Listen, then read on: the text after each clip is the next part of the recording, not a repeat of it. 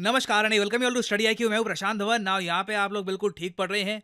Donald Trump की जो vice presidential pick है, इन्होंने हाल ही में ये बोल दिया कि यूनाइटेड किंगडम ये तो बन चुका है एक इस्लामिक देश जिसके पास न्यूक्लियर वेपन्स है। बहुत ज़्यादा कंट्रोवर्शियल स्टेटमेंट है।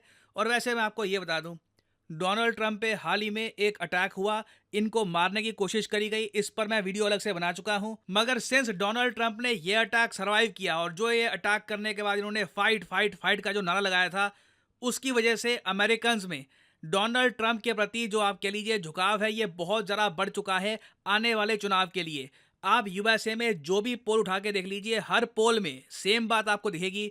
बाइडन हार जाएंगे इलेक्शन, ट्रंप आसानी से जीतने वाले हैं। और दुनिया में भी आप देखोगे डोनाल्ड ट्रंप की स्टेटमेंट्स को लोग सडनली ज्यादा सीरियसली ले रहे हैं, क्योंकि लोगों को पता है कि यह आदमी कल को दुनिया के सबसे पावरफुल कंट्री को फिर से लीड कर सकता है। नाउ ट्रंप तो बन जाएंगे मोस्ट प्रोबेबली प्रेसिडेंट। अभी के लिए तो लग रहा है कि ये इलेक्शन जीती जाएंगे। मगर क्वेश्चन यहाँ पर यह था कि ये किसको चुनेंगे अपना vice presidential running mate. Now initially सबको लग रहा था कि विवेक रामास्वामी एक बहुत ज़्यादा ऑब्वियस पिक होंगे। विवेक रामास्वामी सोशल मीडिया पे बहुत पॉपुलर हैं, लोग इनको सपोर्ट करते हैं। मगर ट्रंप ने विवेक रामास्वामी को नहीं चुना।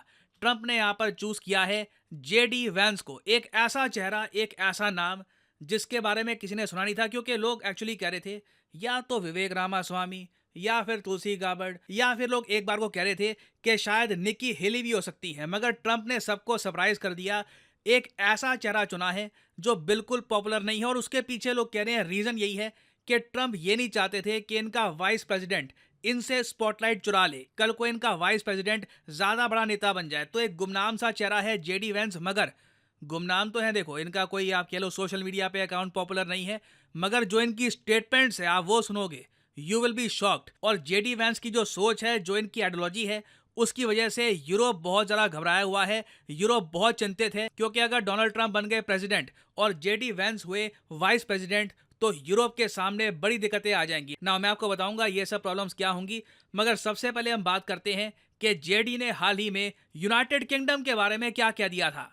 ना यहाँ पे आप देख पाओगे जेडी वैंस कह रहे हैं, what is the first truly Islamic country to get a nuke. ये इन्होंने बड़ा अच्छा सवाल पूछा कि मैं आपसे पूछता हूँ, बताइए वो पहला इस्लामिक देश कौन सा था जिसके पास न्यूक्लियर वेपन्स आ गए? क्या वो पाकिस्तान था? कुछ लोग कह सकते हैं कि शायद ईरान के पास वेपन्स आ चुके हैं। मगर इनके हिसाब से जिस तरीके से जो मुस्लिम पॉपुलेशन बढ़ रही है यूके में, उसको हाईलाइट करते हुए कहते हैं इनके हिसाब से ये यूके है जब से यूके में लेबर पार्टी पावर में आई है। यूके में दो मेन पार्टी है, कंजर्वेटिव जिसके अंडर प्राइम मिनिस्टर थे ऋषि सुनाक, और दूसरी पार्टी है लेबर जो अब आ चुकी है पावर में। And I was talking about, what is the first truly Islamist country that will get a nuclear weapon? And we were like, maybe it's Iran, maybe Pakistan already kind of counts. And then we sort of finally decided maybe it's actually the UK, since Labour just took over. Now इनकी जो ये statement है obviously एक sarcastic take है। UK कहीं से भी एक मुस्लिम मेजॉरिटी कंट्री नहीं है। हालांकि मैं ये कहूँगा इस्लाम एक बहुत ज़्यादा फास्ट ग्रोइंग रिलीजन है। यूके में जो मुस्लिम्स की आबादी थी टोटल यूके पॉपुलेशन की, ये 5% से कम थी 2011 में। 2021 में ये 6.5% हो चुकी है। और जो एस्टिमेट्स हैं उसके हिसाब से लग रहा है कि आने वाले टाइम में एक साइजेबल यूके पॉपुलेशन इस्लाम फेथ को फॉलो करेगी। और यूएसए एक ऐसा देश जहां पर मुस्लिम पॉपुलेशन अभी भी 2% से कम, एक्चुअली 1.5% के आसपास है रफली आप कह सकते हैं। यहां पर जो राइट विंग पार्टीज है, रिपब्लिकन पार्टी है, ये काफ़ी बार यूके को ताना मार चुकी है इनके पॉपुलेशन डेमोग्राफिक्स के इशू को लेकर।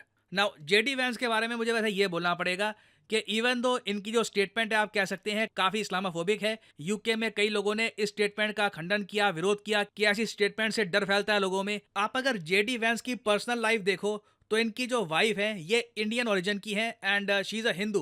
रिसेंटली आपने देखा होगा सोशल मीडिया पर जो ये नाम है उषा वैंस, ये काफ़ी पॉपुलर हो गया था। आनंद महिंद्रा साहब ने भी इस पर ट्वीट करी थी। इधर आप देख पाओगे ये है यंग जेडी वैंस और इनकी पत्नी उषा वैंस, और ऊपर यहाँ पे आनंद महिंद्रा ये ट्वीट कर रहे हैं, there is another great Indian wedding to celebrate. ये ऑफ कोर्स कह रहे हैं कि सिंस अंबानी जो वेडिंग है वो काफ़ी न्यूज़ में है। लोगों को पता होना चाहिए कि चाहे विवेक रामास्वामी, निकी हेली, ये दोनों ट्रम्प के वाइस प्रेसिडेंशियल पिक नहीं बने, तब भी एटलीस्ट हम ये कह सकते हैं कि जो वाइस प्रेसिडेंट हो सकता है कल को बने यूएसए के, इनकी धर्मपत्नी इंडियन ओरिजिन की है। ना डिपेंड करता है आपको इसमें खुशी मिलती है नहीं मिलती, इट्स जस्ट अ फैक्ट। ना अब बात करते हैं यूरोप की, कि यूरोप इतना ज़रा चिंतित क्यों है जेडी वैंस को लेकर। जेडी वैंस ने काफ़ी बार ओपनली ये बात दुनिया के सामने रखी है कि इनका मानना है कि यूरोप ना अपना डिफेंस एक्सपेंडिचर बहुत कम रखता है। क्यों? क्योंकि इनको पता है नेटो एग्जिस्ट करता है। यूएसए सिंस अपनी मिलिट्री को इतना स्ट्रांग रखता है, उसकी वजह से यूरोपियन कंट्रीज ने कभी अपनी मिलिट्री बिल्डअप ही नहीं करी और आज के समय यूएस को ही मेन लीड लेनी पड़ रही है यूक्रेन को बचाने में फ्रॉम रशिया। तो ये ओपनली कह रहे हैं कि इन्हें कोई जितनी परवाह नहीं है कि यूक्रेन के साथ क्या होता है। और यहाँ पे आप देख पाओगे लिटरली ये इनकी एक स्टेटमेंट है, I don't really care what happens to Ukraine, God help Ukraine. ये यूक्रेन के मामले में कहते हैं मैं यूक्रेन के लिए बिलियंस ऑफ डॉलर्स नहीं खर्चने वाला, रशिया को जो करना है रशिया कर सकता है ना। उसके आगे ये कहते हैं बाकी यूरोप की प्रोटेक्शन के लिए भी ना यूएस आगे नहीं आएगा। यूएस का मेन फोकस है इंडो पैसिफिक, वहां पर यूएस को डिप्लॉयमेंट बढ़ानी है, that is the main focus. हम लोग यूरोप में उलझकर इंडो पैसिफिक को नहीं भूल सकते। तो अगेन देखो, जो इनकी विचारधारा है उससे यूरोपियन कंट्रीज बहुत ज़्यादा चिंतित हैं। और मेरे हिसाब से अब होगा क्या, जैसे ही ये बात तय हो गई कि डोनाल्ड ट्रंप बनेंगे यूएसए के प्रेसिडेंट, आप देखोगे यूरोपियन यूनियन ना ये खुद की मिलिट्री बिल्ड करना स्टार्ट कर देगा अंडर फ्रांस। इसमें इमैनुअल मैक्रों मेन लीड निभाएंगे। तो आने वाले टाइम में मैं आपको बता दूं मेजर डेवलपमेंट्स होने वाली है। जेडी वैंस, ये नाम याद रखिएगा, गुमनाम सा चेहरा है, मोस्ट प्रोबेबली आज से पहले आपने इनके बारे में सुना नहीं होगा, बट आने वाले समय में ये नाम बहुत ज़्यादा न्यूज़ में रहेगा। और फाइनली आप लोगों से मैं पूछूंगा एक क्वेश्चन ये है कि हाल ही में किस कंट्री ने देखे हैं large scale protest over government jobs quota. ये है यहाँ पे आपकी ऑप्शंस, यूएसए, पाकिस्तान, भूटान या फिर बांग्लादेश। कमेंट सेक्शन में करिए उत्तर, जो लोग सही आंसर देंगे उनकी कमेंट को मैं हार्ट दे दूंगा ताकि बाकी लोग समझ पाएं कि सही आंसर क्या है। और फाइनली यहाँ पर मैं ये भी ऐड कर दूं कि स्टडी IQ का यूपीएससी बैच प्रतिज्ञा ये शुरू हो चुका है। इसकी जो एनरोलमेंट है शुरू हो चुकी है। इसकी जो क्लासेस हैं ये 18 जुलाई 2024 से स्टार्ट हो जाएगी। तो कमेंट सेक्शन में जाओ, यहाँ पे आपको ये मिलेगा लिंक, इस लिंक पर करिए क्लिक और आपके सामने खुल जाएगा ये पेज। यहाँ पे आप स्टडी IQ का जो प्रतिज्ञा बैच है ये कर सकते हैं परचेज, बट जो प्राइस यहाँ पर लिखा है ये पे करने की जरूरत नहीं है। सिंपली यहाँ पर कोड यूज करिए PD10 and the prices will start following. प्रतिज्ञा बैच में देखिए मेन खास बात ये है कि आपका प्रीलिम्स जैसे ही क्लियर होता है आपका पैसा रिफंड कर दिया जाएगा। स्टडी IQ आपको ऑप्शन देगा कि अगर आप चाहें तो दिल्ली आ सकते हैं, स्टडी IQ के साथ रहिए। यहाँ पे आपका जो खर्चा है रहने का, खाने पीने का, स्टडी IQ उठाएगा। मेंस की तैयारी करेंगे मिलकर, इंटरव्यू की तैयारी करेंगे and we will make sure that you reach your destination. तो ये जो प्रतिज्ञा बैच है इसमें आप कर सकते हैं एनरोल। 18 तारीख को पहली क्लास स्टार्ट हो जाएगी। This will be a fresh batch, बिल्कुल फर्स्ट क्लास से आप पॉलिटी, हिस्ट्री, वेरियस और टॉपिक्स फ्रॉम द बिगिनिंग पढ़ेंगे। So use the code PD10 and save money. इसी नोट के साथ ये है वीडियो का अंत। Thank you for listening and as I always say, may the gods watch over you.